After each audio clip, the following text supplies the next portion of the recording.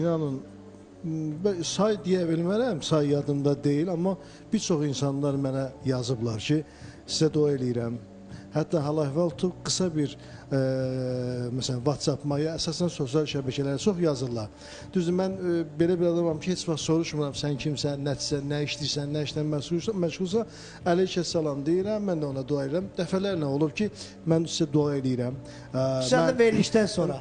Ümumiyyətlə, bəli, təbii ki, indi bizi tanıyanlar, indi verilişlərdən tanıyırlar. Onu mən oxuyanda və sizin sağlığınız üçün dua eləyirəm, o doğrudan mənə çox gözəl təsir eləyir.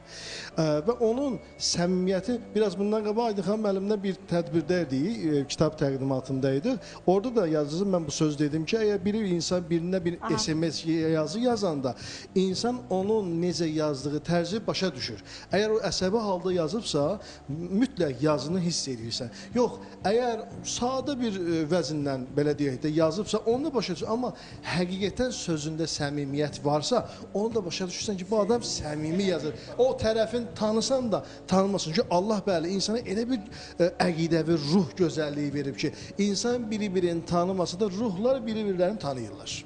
Əməlli başlı